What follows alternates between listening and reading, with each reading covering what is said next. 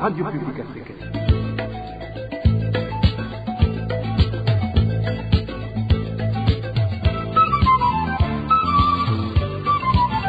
Radio Publique Africaine.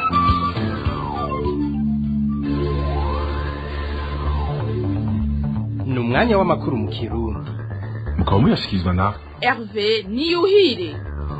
Manje kuramutse mwebwe mwese mukurikira iradiyo yanyu RPA ijwi ry'Abanyagihugu, kaze mu makuru yo kuruno wa gatatu igenekerezo rya 18 Ruheshi umwaka wa 2025. Tunabutse yuko RPA munekurikira kandi muciye ku buhinga ngurukano menyi kuri wese 3 akaburungu RPA akaburungu BI. Ingingo nkuru zigize amakuru y'uno munsi akaba ari zikurikira.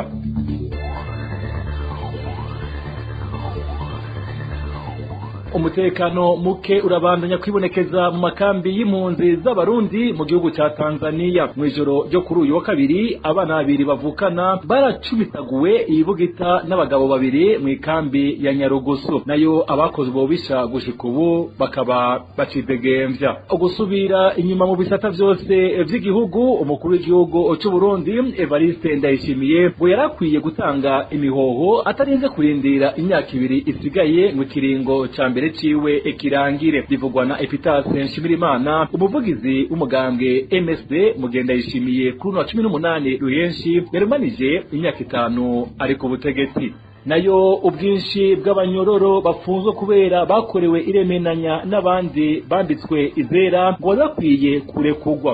Agatogwasa umushingamateka avuga ko ubucamanza bukora atagisure ngo bitanga ishusho ku gihugu. Umushikiranganje w'ubutungane we yemeza ko hari abafungwa bavuga ko bambitswe izera kandi intambwe zose z'urubanza ziba zitarangira. Ana yandi mukanyisase inkuru mwimwe ukwaye.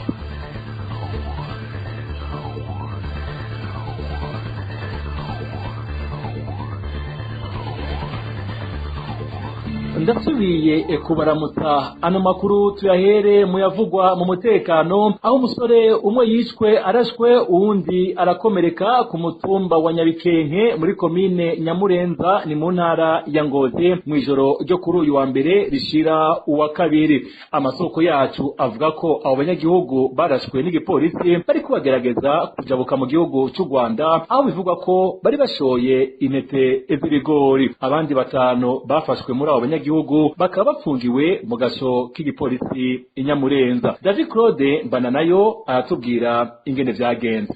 Hari hagati y'isaha 3:45 n'isaha 4 z'ijoro ahumvikana amasasu aho ku mutumba wa Nyabikenke. Abanyagihugu bakaba barabwiwe yuko ayo masasu yarashwe mu ntumbero yo guhagarika umugwi w'abanyagihugu bivuga ko bari bashoye ibigori mu gihugu cy'u Rwanda. Amasoko yacu aho kuri uwo mutumba hafi y'ikivuko aho abo bikorezi bari ko baraca akamenyesha ko mu gatondo ko kuri wa kabiri ariho vyamenyekanye ko hari umusore w'imyaka 18 asanzwe avuka kuri uwo mutumba yahitanywe n'ayo masasu, uwundi arakomereka. Umusore umwe rero muri abo bari bavyikoreye baramufasha, abandi baca bariruka. Bamaze kumubaza amakuru yose ukuntu bimeze byose babwiye niko guca bamurasa. Uwundi bamurashe ku kuguru aca ariruka kugeza n'ubu ntarongera kuboneka. Amasoko yacu abandanya ashikiriza ko imbonerakure zari ziherekeje abikoreje bigori uwo bita Nkuru n'uwitwa Gwasa baciye batungwa nayo bameze gushika ubu bakaba batarafatwa. Ivyo bigori bikaba vyangana n'amatoni 2. Hakaba haciye hafatwa urongoye imbonerakure kuri uwo mutumba batazira amasekanya hamwe n'umudandaza bita Butoyi. Bivuga ko ivyo bigori bishobora kuba vyarigwiwe. Haciye hafatwa uwasanzwe arongoye imbonerakure haciye bajanwa mu mpinga Ngozi n'uwasanzwe ari n'umudandaza n'umumotari yitwa Butoyi. Naho benshi bemeza ko abanyagihugu bari bashoye ibigori, komiseri w'igipolisi muri iyo ntara we yemeza ko bari bikoreye amasasu bajanye mu gihugu cy'u Rwanda. Mu bantu bari bivuga ko bari bashoye ibigori mu Rwanda, ariko komiseri wewe yemeje yuko bari batwayeyo ngo amasasu kandi bizwi yuko byari ibigori. Ibigori bari bagiye babiherekejwe n'imbonerakure. Ikiziga c'uwo musore kikaba caciye gishikirizwa umuryango wiwe kugira ngo ushobore kugishingura. Amakenga rero akaba ari menshi mu banyagihugu bo kuri uwo mutumba kuko ivyo bibaye inyuma yaho musitanteri wa komine Nyamurenza ari kumwe na komiseri arongoye igipolisi muri iyo komine nyene bagirishije inama imbonerakure mu minsi heze babategeka kurasa wowe wese bazobona ajabutse canke atwaye ikintu mu gihugu c'u Rwanda. Kuva isizeni y'ikawa itanguye hakaba hamaze kuraswa abantu babiri bivuga ko bari bajabukanye umwimbu mu gihugu c'u Rwanda. Umupaka Uburundi buhana n'u Rwanda ukaba wugaye kuva ku igenekerezo rya 11/0 umwaka wa 2024. Arakoze David Claude Mbananayo. Tukivuga nyene ibijanye n'ubwicanyi buguma bwimonogoza kuva umwaka wa 2025 utangura, abantu 17 nibo uruganda rwa RPA rwashoboye kumenya ko bishwe mu makomine ya Buganda na Rugombo mu ntara ya Cibitoke. Benshi muri bo bagatogwa ari biziga ku nkengera y'uruzi Rusizi. Abagiye baraduha amakuru kuri ubwo bwicanyi bamenyesha ko abakekwa kuba bari inyuma y'ubwo bwicanyi ari bamwe mu bari mu nzego z'umutekano hamwe n'imbonerakure. Ni inkuru ya Emmanuel Ndayishimiye.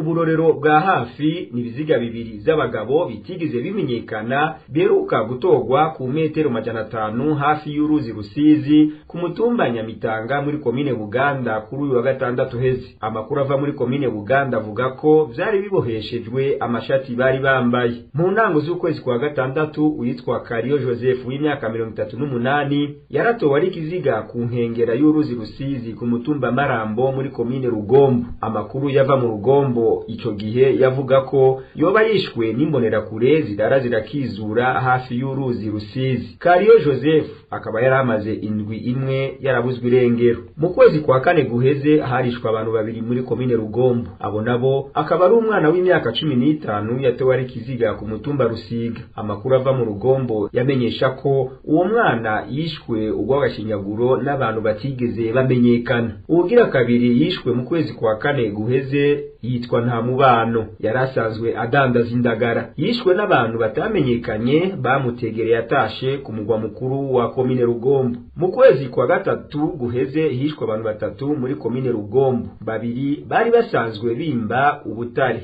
bishwe barashwe n'abasirikare aho bita Kishemere. Ico gihe hariko haraba imyimenyerezo ya gisirikare yari kikogwa n'imbonerakure muri ako gace. Ugira gatatu yishwe n'umugabo atamenyekanye yatowe ari kiziga hafi y'uruzi Nyamagara ku mutumba Rusiga. Amakuru ava muri komine Rugombo avuga ko ikiziga cari giciye umutwe kandi ko yoba yishwe n'abasuma bagomba kumwiba ipikipiki yari afise. Nayo mu kwezi kwa kabiri guheze hishwe abantu batatu mu makomine ya Buganda na Rugombo. Uwa mbere n'umugabo yitwa Ngendakumana Salvatore w'imyaka 40 yishwe bunyamaswa n'imbonerakure zimusanze ku muhabara wiwe ku mutumba Gasenyi muri komine Buganda. Amakuru twakuye muri komine Buganda yavuga ko izo mbonerakure zabanje kumukubita inyundo imbere yuko bamukereza imbugita. Uwa kabiri n'umwana yishwe na se azwi ku izina rya Ndondo. Iryo bara ryabereye ku mutumba na zone Cibitoke muri komine Rugombo. Uwa gatatu ni kiziga c'umuntu w'umugabo atamenyekanye catowe ku mutumba Rusiga muri komine Rugombo. Mu ntango z'uno mwaka mu kwezi kwa mbere guheze harishwe abantu 5 mu makomine ya Buganda na Rugombo. Muri bo harimo umusirikare yitwa Nduwimana Pascal yishwe atemagujwe imipanga hafi y'uruzi Rusizi kuri transversale ya gatatu aho bita Kansega muri komine Buganda. Abandi babiri bishwe barashwe n'abasirikare igihe bari bajabukanye igitoro bagikuye mu gihugu ca Kongo hafi y'uruzi Rusizi ku mutumba Nyamitanga muri komine Buganda. Ugira kane yishwe ni kiziga c'umugabo cabonetse giciye umutwe hafi y'uruzi Rusizi mu murima w'ibigori n'imyumbati ku mutumba Rusiga muri komine Rugombo. Amasoko ya RPA muri komine ya Rugombo yamenyesheje ko yiciwe ahandi akaza gutabwa muri ico kibanza. Uwa gatanu yishwe n'umwana w'imyaka 14. Ikiziga ciwe catowe hafi y'ibarabara gicenda impande y'ingoro y'umugambwe CNDD FDD ku mutumba Rusiga muri komine Rugombo. Uyu mwana amasoko yacu yatumenyesheje ko yishwe atemaguje imipanga mu mutwe, igihimba kimwe c'ukuboko kikaba cari catandukanye n'umubiri kandi ko n'ikiziga cari catanguye kononekara. Arakoze Emmanuel Ndayishimiye. Mu mutekano nyene hari abana babiri bavukana baraye bacumitaguwe ibugita n'abagabo babiri bazwi ku mazina ya Majaliwa na John mu ikambi y'impunzi ya Nyarugusu mu gihugu kibanyi ca Tanzania. Abakoze ubwo bubisha gushika ubu baridegembya. Impunzi zigasaba ko bokurikiranwa bagashyirwa imbere y'ubutungane. Reminde yakura aradushikana. Hari nk'igihe cy'isaha 4 z'ijoro ahabo gishike na gisaga bacumitwe ibugita n'abo bagabo babiri bazwi ku mazina ya John na Majaliwa babasanze muhiri wabo muri zone ya 10 muzigize ikambi y'impunzi ni Nyarugusu gihugu kibanyi ca Tanzania. Ubu bakaba bariko bavurirwa mu bitaro vya MTI Medical Team International mu rurimi rw'icongereza zo muri zone ya 8 nkuko bivugwa n'isoko ryacu aho mu ikambi. Ikindi ngo nuko abagabo babiri basanzwe bazi mu mabi menshi n'ubusuma hamwe no guhohotera abantu. Abo bagabo babiri bakaba ari abantu basanzwe bakorera leta ya Tanzania n'Uburundi mu ikambi. Bakandura abantu bakunda guhohotera abantu bazwi ku mugwi w'abarasi bakaba bakorana kandi n'igipolisi cy'imbere mu ikambi. Uyu Majaliwa asanzwe mu minsi ishize yari komanda w'iki kirikisho rero aka kanya bashyize gushikama mu bitaro bya zone y'umunani ya MTI Medical Team International. Banyujwe ibitaro aho bibonekana ko umwe muri abo babiri asanzwe ari umwigeme ariwe ababaye cyane. Izo mpunzi zo mu ikambi ya Nyarugusu bagasaba igihugu ca Tanzania n'ishirahamwe mpuzamakungu HCR bafatira ingingo zibereye bagashengezwa imbere y'ubutungane. Tugomba gusaba ko abantu mw'inaba iki gihugu ca Tanzania gikoresha nk'impunzi ariko kandi atari impunzi baje kuri misiyo zabo mu gutoteza abantu mu guhotera impunzi. Twasaba ko HCR ifatira ingingo aba bantu hanyuma bakaje gufata leta bavuyemwo. Murabona ko bageze ku rwego rwo kwica impunzi babasanze mu rugo. Twagomba gusaba ko amategeko yokurikizwa kuri aba bantu. Uruganda rwa RPA ntiturashobora kuronka yabo baje ku ikambi ya Nyarugusu canke abo mwishirahamwe mpuzamakungu gitaye impunzi HCR kugira bagire ico babivuzeko. Mu makuru ajanye n'impunzi nyene inyuma y'amezi arenga 5 atafashanyo abana bo mu ikambi y'impunzi ya Rusenda iri mu gihugu cya Kongo y'intwaro rusangi baronka hari abana bamaze guhitanwa n'indwara ziturutse ku gufungura nabi. Byashikirijwe na Leopold Sharangabo arongoye urunani rwo baranira agateka kazina muntu na cyane cyane akimpunzi zo mu makambi. Akaba abitangaje inyuma y'imisi ibiri heze hahimbajwe umunsi mpuzamakungu wahariwe umwana umunyafrika. Fikire Leopold Sharangabo arongoye ishirahamwe CDH Vicar.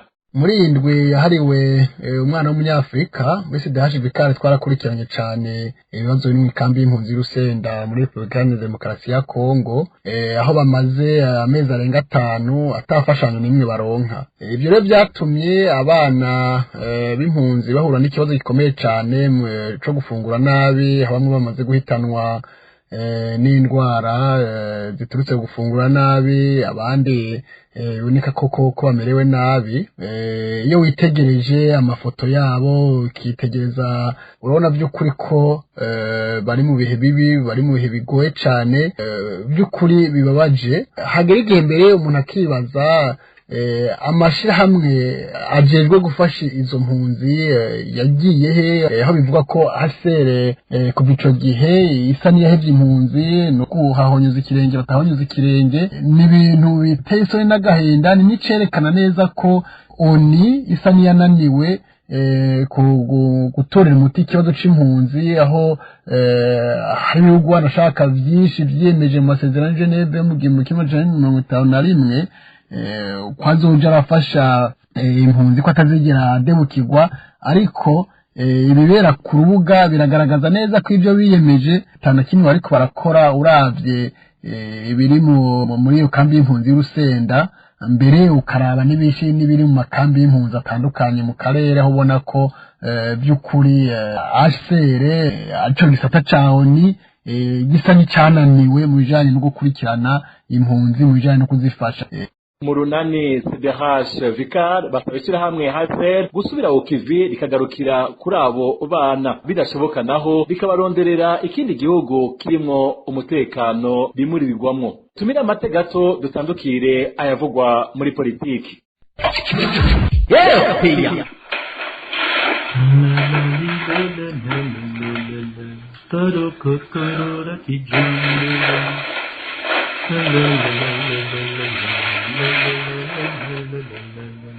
Hemwe uyu mwaka umwembe umeze neza warasitabye pe. Erega uraraba ariko wa mubanyi wacu umucira igitoro. Ubona ko inzara iri mu kumwicira mu bana. Ngo ngwiki nayo yadukoreye mu gihe cy'amatora. Urarinda n'ukuri kw'Imana. Urarinda pe. Icyo ukoze wibagira vuba wa mugore we. Oya mutware wanje. Urabona ko batubona bagahunga. Engera ivyo bakoze. Ubabarire musubire mu yagi. Ngo ngwiki uwanyishe Imana igakinga akanyita imbura kimazi akangubagura ukura. Uyu mwanya uribagiwe iminsi wa nkanda untwara kwa muganga. Uravyibagiwe koko?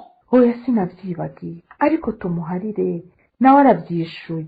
Urabona ko muri kano gacimbiri kacu ari watateye imbere. Reka tumube hafi dusubire guhana amarembo. Abana bacu tubabibemwo urukundo ntibakura ari inyamaswa. Twibuke ko imbuto ibibwe ari imera. Kuva Varisito Ndayishimiye ashika ku butegetsi mu mwaka wa 2020 kugeza uno munsi igihugu cagiye kirasubira inyuma mu bitata nka vyose. Ivyo vyashikirijwe na Epitase Nshimirimana umuvugizi w'umugambwe MSD kuri uno wa 18 Ruheshi mu gihe imyaka 5 irumanye Varisito Ndayishimiye abaye umukuru w'igihugu cy'u Burundi. Kubwa Epitase Nshimirimana ngo icyo gikwiye nuko President Ndayishimiye yotanga imihoho atarinze no kurindira imyaka 2 isigaye kugira ikiringo ciwe cya mbere kirangire.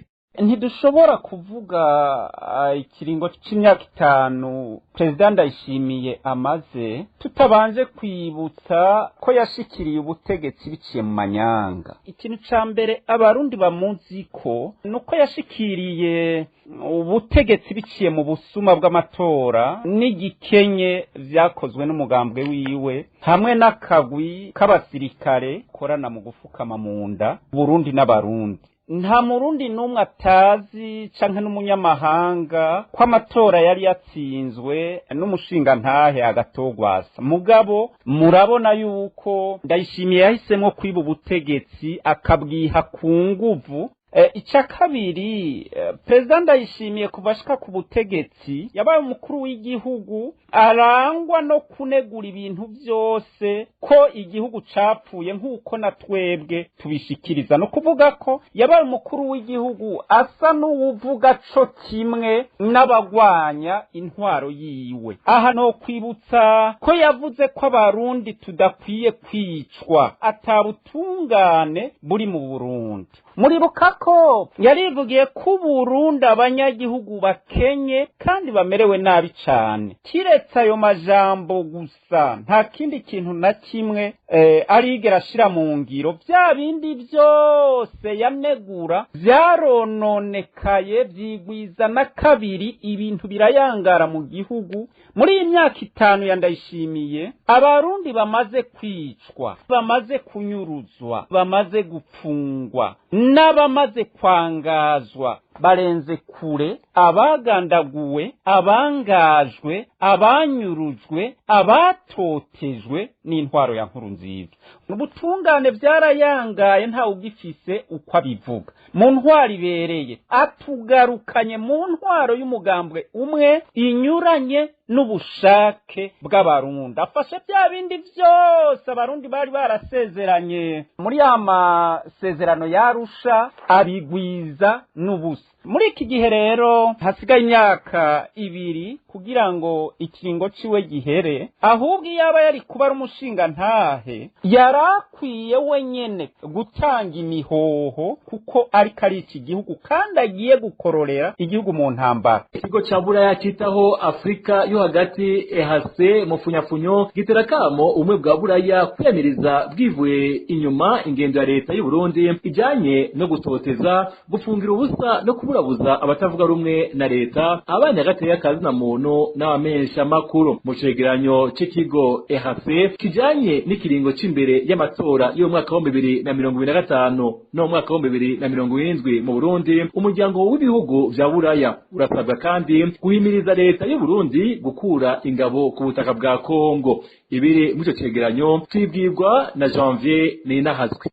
muri ico cegeranyo batangura bavuga ko urugendo rwo mu matora mu Burundi ruri hagati y'intambara n'itembagara ry'ubutunzi. Ikigo ca Buraya citaho Afrika yo hagati Iraq mu mfunyafunyo kivuga kubijanye n'ikiringo c'amatora yo mu mwaka wa 2025 no mu mwaka wa 2027. Kikaba ari icegeranyo catunganijwe kuva mu kwezi kwa 11 umwaka wa 2024 gushika mu kwezi kwa gatatu umwaka wa 2025. Bafatiye rero ku bushakashatsi bakoze, ikigo Iraq hari ibitari bike gihimiriza ubumwe bwa Buraya n'amareta abugize ko babwirizwa gukora. Ico kigo kigafatira ku matora agiye kuzokurikirana mu Burundi hamwe no ku ntambara ziriko zirabera mu buseruko bwa Kongo. Mu bijanye n'umutekano mu karere, ikigo Iraq gitera kamo ubumwe bwa Buraya guhimiriza leta ya Gitega gukura abasirikare bayo muri Republika y'Intwaro Rusangi ya Kongo. Mu bijanye n'agateka ka muntu, Iraq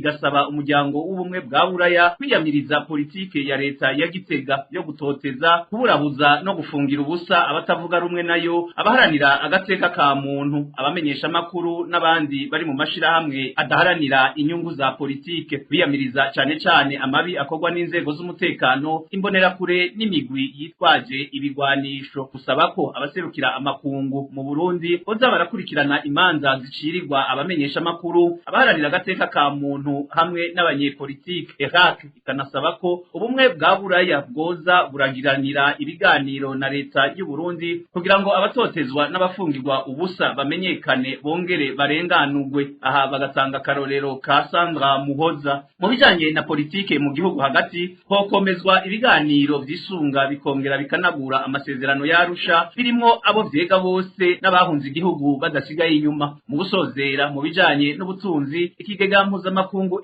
FMI cyari gikwiye kunagura imigenderanire n'u Burundi kugira ngo giterere mu kunagura ubutunzi bw'u Burundi bugeze ahatemba. Janvier Ninahazwe. Ivyavuye mu matora y'abashinga amateka n'abajenama b'amakomine rero ngo birerekana neza ko hagiye kuba ubutegetsi bw'igitugu bw'umugambwe umwe buzo kwifatira mu minwe inzego zose z'igihugu. Ivyo bishikirizwa n'umuhinga mu bijanye n'ubutunzi akaba anakurikiranira hafi politike y'u Burundi. André Nikwigize agasigura ko ivyo bizotuma urubuga rwa politike rwihagirwa n'umugambwe uri ku butegetsi CNDD FDD, ibizotuma isahurwa ry'ubutunzi bw'igihugu ryiyongera atacamira. Dukurikire André Nikwigize, umuhinga mu bijanye n'ubutunzi. Ivyavuye mu matora y'itariki 5 Ruheshi mwaka wa 2025, aho umugambwe uri ku butegetsi CNDD FDD waronse 100% ry'ibibanza mu nama nshingamateka, aho kuba ikimenyetso c'intwaro ya demokrasi canke ko abarundi baba bahunze amajwi umugambwe uri ku butegetsi, ahubwo yerekanye ko umugambwe uri ku butegetsi utemera intwaro ishimikiye ku migambwe myinshi.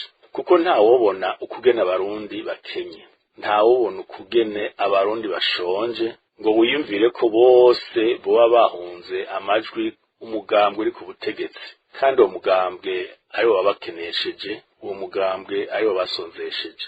Twaravyumvise, harabaye iterabwoba, harabaye igitsure, abanyagihugu barabuzwa gushira amajwi yabo aho bashaka. Eka n'abatoye iyindi migambwe canke bagatora imfagusa, ayo yose barayegeranije mu masandugu y'umugambwe uri ku butegetsi.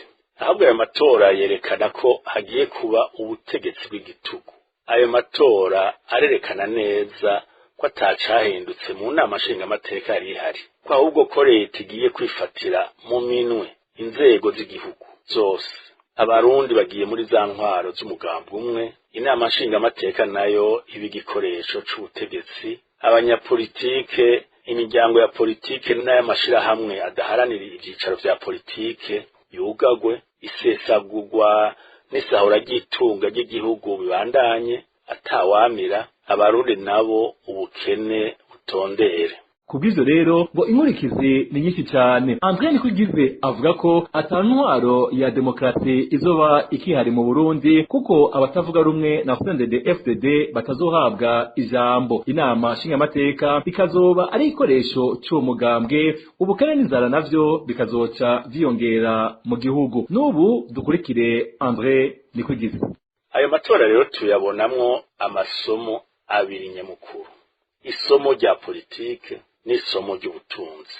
ku vyerekeye politike amanota 100% mu matora asigura ko intwaro y'imigambwe myinshi ya politike itagifise icicaro mu Burundi ko ata demokrasi mu minsi iri mbere abanyapolitike abo mu mashirahamwe yose ategamiye leta abanyagihugu bazotegerezwa kumviriza cane no gukurikiza amategeko atagukoma amategeko n'amabwirizwa y'umugambwe uri ku butegetsi atawugira icabaza uzobirenga ko nawe azokwibonerako intwaro nk'izo ni zimwe z'umugambwe umwe wicugakiza eka n'inama nshingamateka izoba ari igikoresho c'ubutegetsi bw'umugambwe wa SNDD-FDD abanyagihugu bazobaho mu bwoba nta jambo bazoba bagifise kwitunganywa ry'akazoza kabo ubutungane nabwo buzoba igikoresho c'umugambwe uri ku butegetsi n'abakuru babwo imbonerakure nazo noneho zizoronka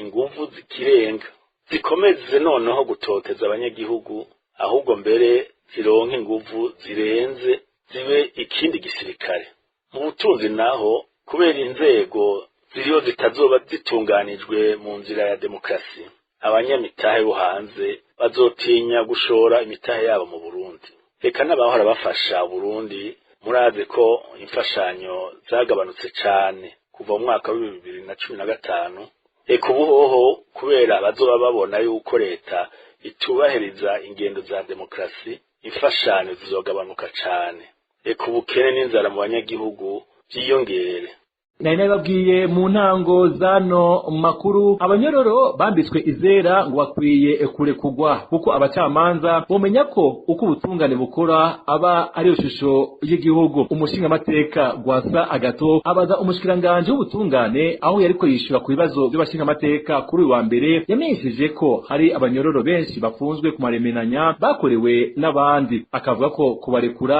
byotuma ibitigiri bigabanuka mu mabohero hari abantu usanga bapfunzwe batsinda imanza bakezwa na sentare mugabo gusohoka amaprizo bikananirana aha nibaza yuko hari hakwiye yuko sentare ingingo zayo zubahirizwa n'uwari we wese ntihabe umuntu anyuranya n'ico sentare yashinze kiretse sentare yari igiturire ku muri gacu rubanza atarigo ndi bokora mu bushikiranganje byotuma no muri iki gisata kijejwe amabohero nabo nyene boroherwa ko sinkekeranye yuko bashaka ko bari kuri bari suppression y'abantu batuma ibi bitigiri biguma bigwira nuko bokora ku buryo imanza zimwe biba bigaragara yuko zakomotse ku marementanya zigabanuka kuko hari abafunzwe benshi atari uko bafise ibyaha bakoze mugabo kubera yuko hari abantu babarementaniriza icyo kintu rero mwogikoranya ko bamushikiranganje byofasha byotera iteka n'igihugu cacu kuko burya ubutungane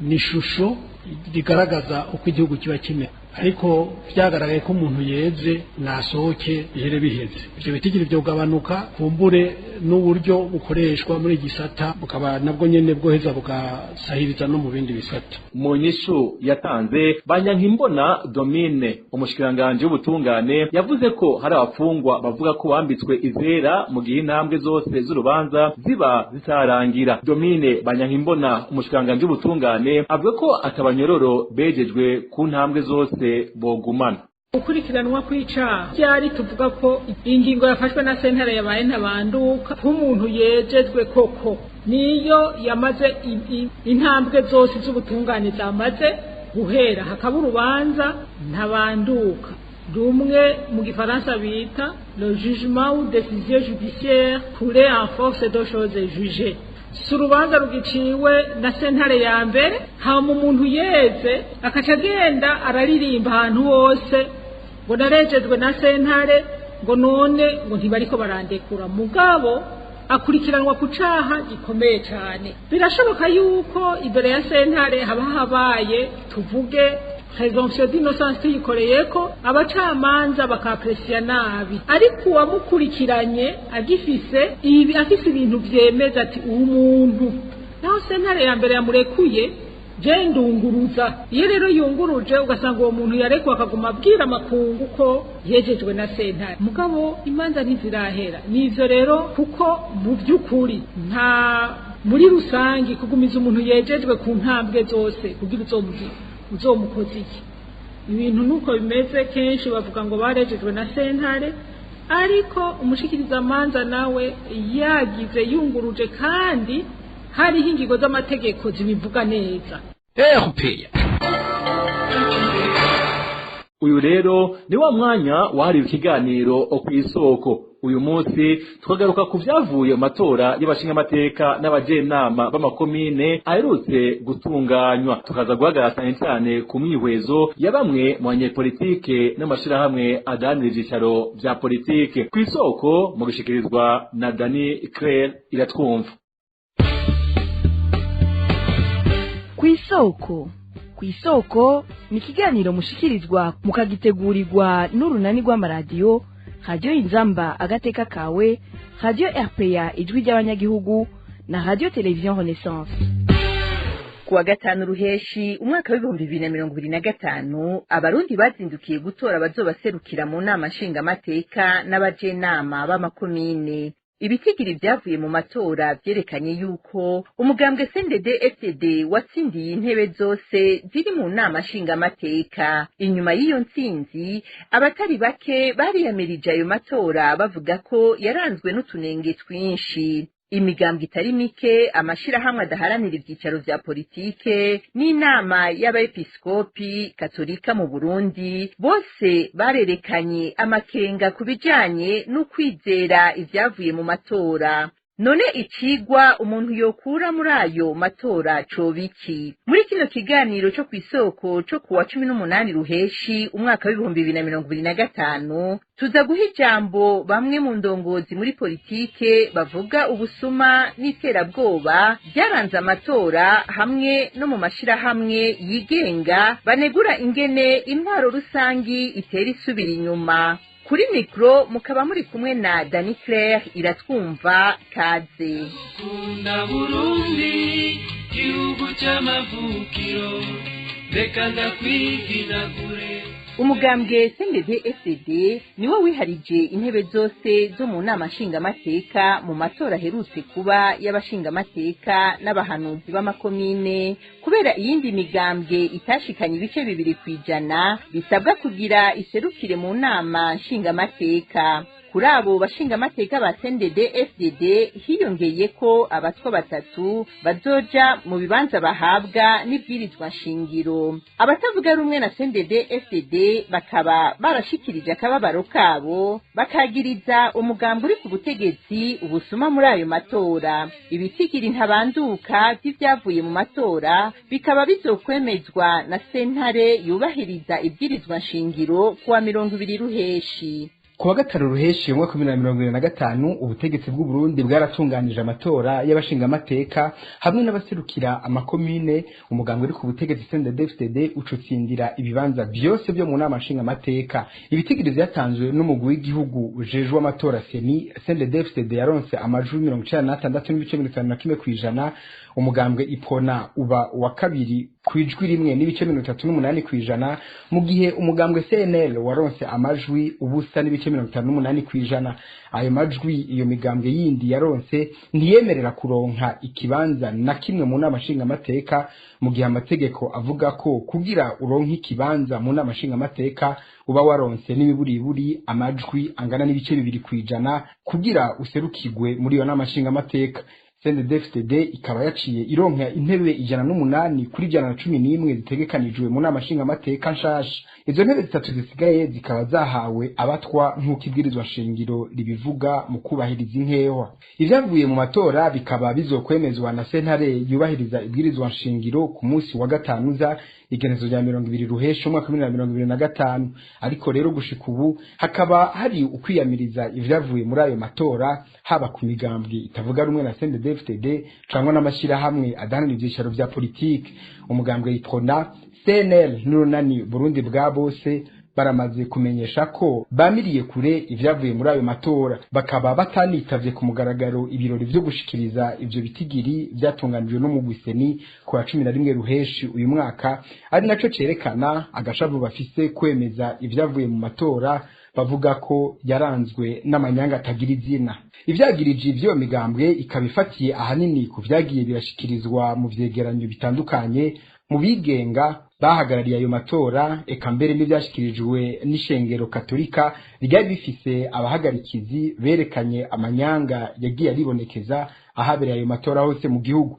Amwe muri ayo manyanga nuko habaye kwiba amajwi mu masandugu y'amatora, abagiye barisubiriza mu gutora canke bagatora bahagarariwe n'imbonerakure, amajwi yashizwe mu masandugu imbere nuko amatora atangura, ukwirukana abahagarikizi no kubatera ubwoba cyane cyane abo mu mugambwe CNL byabaye ku mugaragaro. Ku mazu yose y'amatora hibonekeje ya migwi y'imbonerakure kugira itera ubwoba abatora, ivyo navyo bikaba bitandukanye n'ubwigenge bwo gutora uko umuntu avyifuza.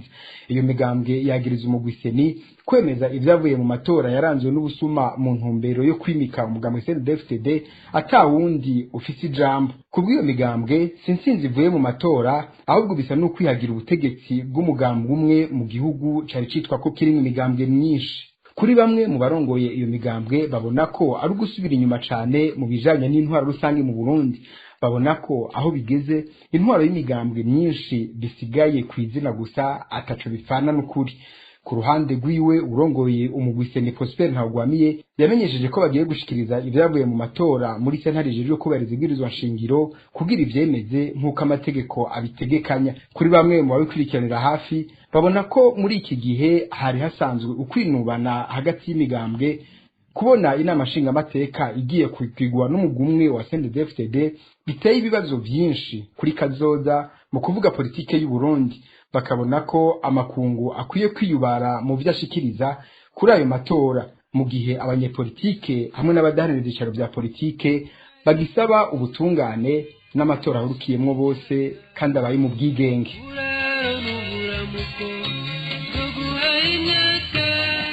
Mbere yuko ivyavuye mu matora bimenyekana, umugambwe Iprona wari wamaze kumenyesha kutemera ivyavuye mu matora, aho wemeza ko ayo matora yaranzwe n'utunenge twinshi mu gihugu cose. Umukuru w'uwo mugambwe Olivier Nkurunziza akaba yamenyesheje ko umugambwe arongoye utazokwemera ivyavuye muri ayo matora, co kimwe n'amatora azokurikira. Tumukurikire.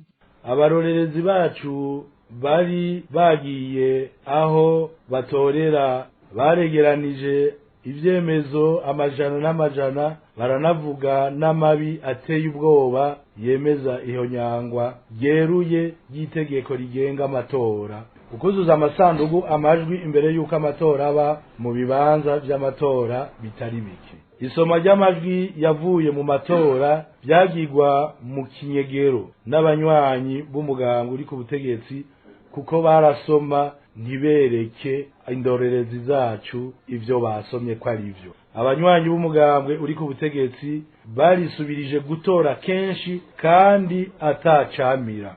Abagize ibiro vy'amatora bamwe bamwe baza baratora kenshi kandi nabo nyene bisubiriza. Itora bwoba n'ihagarikwa ridaciye mu mategeko y'indorerezi z'umugambwe w'abadasigana kububahutse kwiyamiriza ubusuma buriko buraba ku mugaragaro. Amatora y'abashinga amateka n'inama mpanuzwa jambo z'amakomine byabaye nk'umwanya w'imfagusa. Iprona imenyesheje amakungu ko yiyamirije ibintu byose bizova n'ibiriko birava muri ayo matora n'ibisomwa nk'ivyavuye muri ayo matora. Kurundi ruhande urunani rwa politike Burundi bwa bose nago nyene rukaba rusaba sentare yubahiriza ibwirizwa nshingiro kutemeza ivyavuye mu matora, ruvuga ko yaranzwe n'utunenge twinshi. Kefa Nibizi umuvugizi w'ugo runani arabitwiganira. Twerekanye yuko urunani Burundi bwa bose rwakumiriye mu kwitoza na cane cane mu nama jambo z'amakomine hamwe na bamwe bakuwemwo mu kwitoza mu bashinga amateka. Twerekanye kandi yuko ku munsi w'amatora habaye ubusuma bwinshi, aho inderetsi z'imigambwe n'inani bitavuganwe n'umugambi uri ku butegetsi hari aho babuje kwinjira aho ibikorwa biriko birabera, ahandi agasohorwa hageze guharura bikaba vyatumye amajwi y'urunani Burundi bwa bose n'ayindi migambwe eka mbere n'amajwi y'abatacu babivuze ko yasomwa yitirirwa umugambwe uri ku butegetsi hari naho ubwo rwaruka nyene rwaronka uruhusha rwo gutora incuro nyinshi canke rugatorera abantu incuro nyinshi atanirangi rirashigwa ku ntoki zabo hamwe n'ubundi busuma bwinshi bwagiye buribonekeza urunani Burundi bwa bose rwamenyesheje yuko rutemera ivyavuye muri ayo matora yaranzwe n'ubusuma rusaba yuko sentare y'ubwizigashingiro nayo nyene itokwemeza ivyavuye muri ayo matora urusaba kandi ko leta yotunganya ayandi matora ahurikiyemwo bose abaye mu muco kandi mu mwidegenzo niko bibonwa no mu mugambwe CNL aho mu itangazo ryawo ryo kuwa 9 Ruheshi ubabazwa n'ivyaranze amatora ukamenyesha ko utunenge twinshi twibonekeje dutuma ibyavuye mu matora bitizegwa.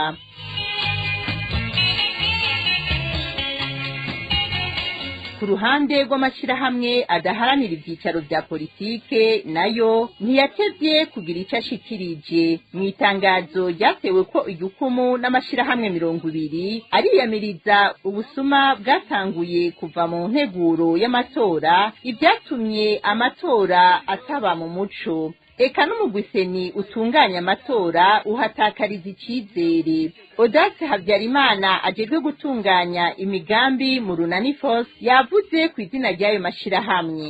Imbere ko amatora aba hari habaye gushigwamwo inguvu kugira ngo abarundi biyandikishe mbere bongere banaterere. Utwo tunenge twagaragariye cane ku nyifato umugambi uri ku butegetsi abarongoye seni abari basanzwe abakozi bariko bafasha ico gikorwa ku mabiro de vote zaragaragaye cyane yuko iyo migwi yose itandukanye mvuze n'abandi ntashitseko bavyifashishemwo ukutariko kuko naho vyagaragara yuko hakozwe amakosa hategekanijwe n'ibihano ariko ugasanga umugwiseni mugwi wigenga witwa ko wigenga uhagarariye amatora ingene wavyifashemwo warabona yuko harimo ikintu ca complicité vy'ukuri tanguvu zo guhana abari ko bakora amakosa washizemo. Aha twavuga rero cane ingene abari mu migambwe itavuga rumwe na leta bigizwayo ingene bateka ubwoba ingene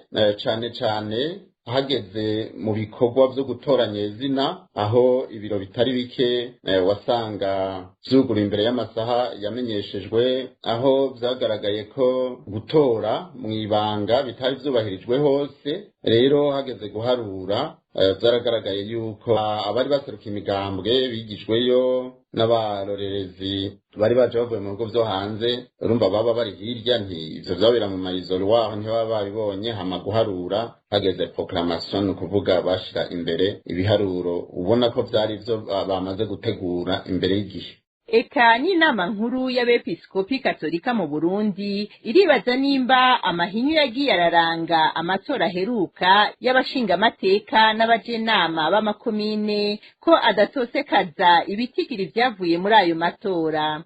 Musenyeri Bonaventure Nahimana avuga ko inzira yo gutunganya amatora meza mu Burundi ikiri ndende. Hari ibiro vy'amatora vyuguruwe imbere y'isaha itegekanijwe n'amategeko. Abaserukira bitoza n'abarorerezi batarashika ngo bibonere ko amasandugu agaragara kandi bumva ingene abahagarariye amatora barahira. Haraho ibiro vy'amatora vyuguruwe ku isaha mbwa abaserukira bitoza n'abarorerezi bakabanza gutaramugwa hanyuma bijijwe bagasanga amasandugu ari mu kuzura ku buryo butangaje. Haraho barekurira bamwe gukoresha amakarata menshi bamwe bagatora bisubiriza abandi bagatorera abatabatumye. Hari bamwe mu baserukira bitoza no mu barorerezi bafite uburenganzira bahabwa n'amategeko urabataramugwa urabangirwa kwinjira mu biro vy'amatora. Hari rero n'abarorerezi bategekwa gushira igikumu ku vyegeranyo kandi bitarekuwe n'amategeko. Hari aho batemereye abaserukira bitoza gukurikirana ingene amajwi harugwa kandi babifitiye uburenganzira. Turabona ko intege kiri ndende mu vyo gutunganya neza amatora kandi turibaza nimba bidatosekaza ibiharuro bitangaza. Duhamagariwe rero kwikebuka tugatumbereza neza ingene dutegera intwaro rusangi ngo dushobore gutosora ingendo y'amatora haba mu vy'amategeko yagenga no mu nzego ziyatunganya.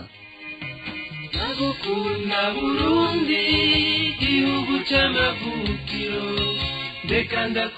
Mu gihe sentare yubahiriza ibwirizwa shingiro iriko iritegura kwemeza ivyavuye mu matora, umuntu yo kwibaza ikibazo kimwe: ivyavuye mu matora vyoba bihuye n'ishaka ry'umunyagihugu canke bigaragaza intwaro ibandanya isubiza inyuma ibijanye n'intwaro rusangi? Umuntu yihweje uko ivyavuye mu matora vyiyamirijwe, kazoza ka politike mu Burundi gasa n'akatazwi neza.